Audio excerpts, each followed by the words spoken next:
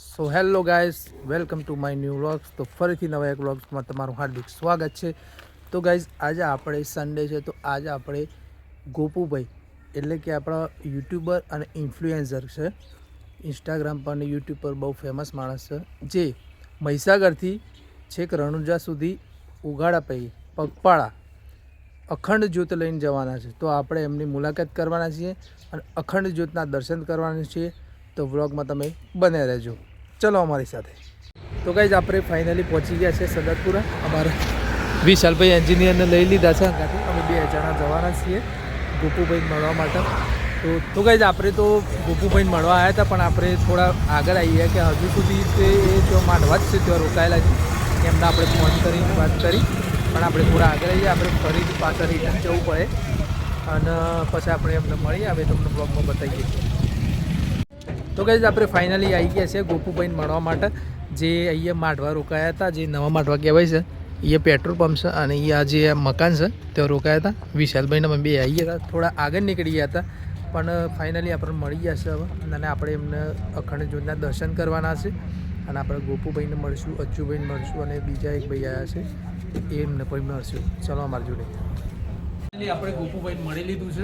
જે આપણે જે મહીસાગરથી રણુજા પગપાળા પદયાત્રામાં જતા હતા, ખુલ્લા પગે ગોપુભાઈ, અજ્જુભાઈ અને વિશાલભાઈ જતા હતા. એ મળી લીધું છે. અખંડ જ્યોતના પણ તમને દર્શન કરાવું. જય રમાભાઈ.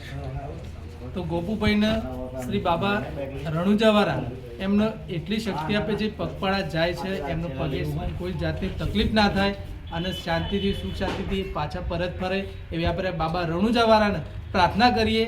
દરેક આપણા ઈડર તાલુકાથી હિંમતનગર તાલુકાના દરેક ગામડામાં એવો સહકાર આપેલો છે. તો આપણે શ્રી બાબા રણુજાવાળાને આપણે પ્રાર્થના કરીએ કે એમને સુખ શાંતિથી ઘરે પહોંચાડીએ. જય રામાભાઈ. જય રામાભાઈ.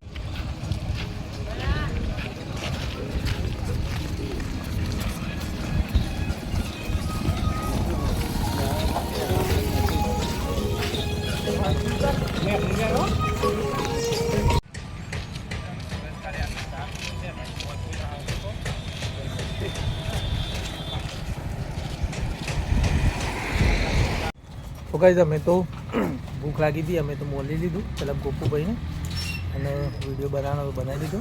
વિશાલભાઈને બી ભૂખ લાગી છે, એ તો ગોટા ખાવા બેઠા છે.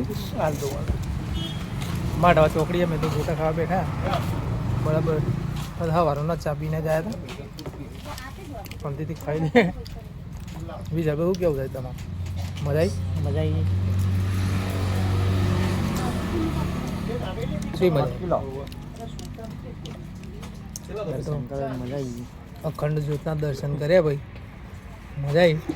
થોડું રાહ જોવડાવી હતા ને? રાહ તો ઘણી જોડાય. રાહ જોવડાવી હતી, પણ વાંધો નહીં, આપણે દર્શન તો કરી લીધા છે.